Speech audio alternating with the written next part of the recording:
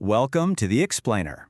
You know, there's this process inside every tech company that's absolutely vital. But for a lot of people, it's kind of like a black box. So today, we're going to pull back that curtain. We're going to trace the real-world journey of a single task, starting from a simple customer idea all the way to a DevOps engineer's to-do list. All right, let's just dive right in. I bet a lot of you have put in the hours, right? You've mastered tools like Kubernetes, you've got Terraform down, you're a Docker pro. You are ready to build and automate things. But, and this is a big but, there's often this huge piece of the puzzle that's missing. Do you ever stop and think, where do my daily tasks actually come from? Like, how does my work connect to, well, the rest of the company?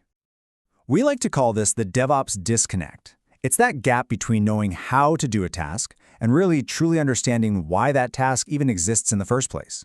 Well, today we're going to bridge that gap. We're going to follow one single idea from its very, very beginning, and I promise you, it's going to completely change how you see your role.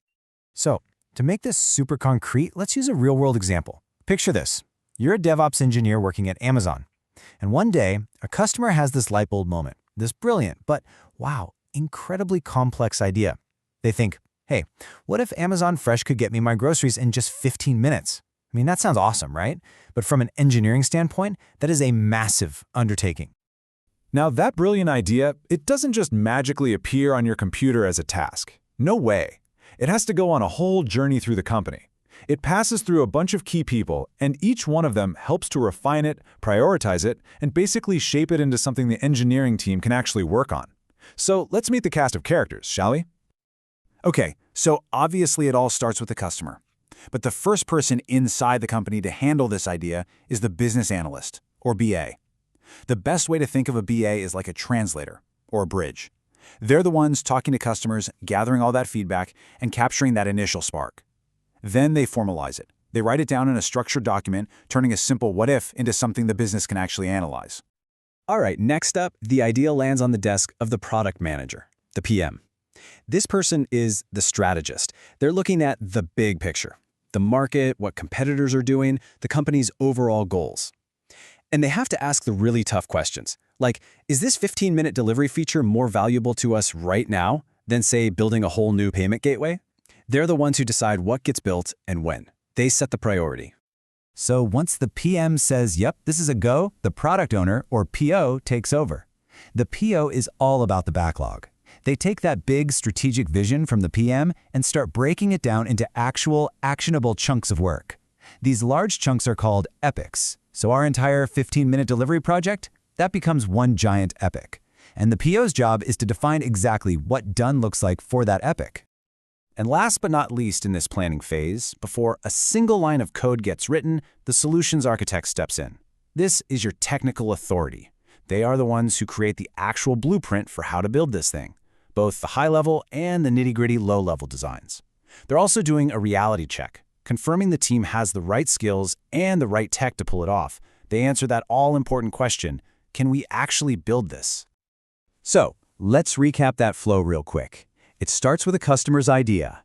The BA documents it, the PM prioritizes it, the PO breaks it down into an epic, and the architect designs the technical solution. You see, there's this super logical, structured process. The whole point is to make sure that by the time an idea gets to the engineering team, it's not some half-baked thought. It's been validated, planned, and approved. Okay, and this is the moment of the handoff. After that whole journey through the business and planning side of the company, the idea is finally ready for its big debut. It's time to pass the baton to the technical teams, the people who are actually going to build this thing. So now the ball is in the development team's court. They get the architect's detailed blueprints and the product owner's epic. Their job is to spread all that out on the table and figure out, okay, what do we need technically to make this happen? They start creating a checklist of all the things they'll require. And this right here, this is where you, the DevOps engineer, come into the picture. The developer's needs become your to-do list. They'll start raising their hands and saying things like, hey, we're going to need a new Kubernetes cluster for this, or we need 2 new Git repos provisioned. All of a sudden, your tasks are being created, born directly from what the developers need to build the feature. But here's the thing. A great DevOps engineer isn't just sitting around waiting for tickets to fall into their lap. You're not just a request filler. A huge part of your job is to be proactive. You're always on the lookout for ways to improve the entire development lifecycle. What does that mean? It means you're spotting bottlenecks before they become major problems. You're the one building out the CI/CD pipelines to automate testing. You're managing all the infrastructure with code so it's consistent and reliable. You're baking security right into the pipeline from the start. You're essentially the mechanic that makes the entire development engine run faster, smoother, and way more safely for everybody. Okay, so think about it. We've got all these different people, all these moving parts, from the high-level vision all the way down to your specific infrastructure task. How on earth does a massive company like Amazon keep all of this organized? How does anyone know who's doing what? Well, the answer is a project management tool, and one of the biggest names in the game is Jira. Jira becomes the single source of truth for the entire project. It's the central hub where everyone, from top-level managers down to every single engineer, can go to see exactly who's working on what, how far along they are, and crucially, if anything is stuck. And what's really cool about Jira is how it organizes all this work into a clear hierarchy. At the very top, you've got that huge epic, right? Our 15-minute delivery feature. Well, that gets broken down into smaller pieces called stories, like build the mobile user interface. And then a story gets broken down even further into tasks. And that's where your work lives. Your specific job, create a Kubernetes cluster, is a task neatly tucked inside a story, which is part of the big epic. It all connects beautifully. And here's the best part. Each one of those tasks lives on a visual board, kind of like sticky notes on a whiteboard. You literally drag your task from the to-do column to in progress when you start, then over to in review, and finally into the done column. It seems simple, but this visual flow is incredibly powerful. It keeps the whole team on the same page and lets anyone see the status of the entire project at a glance.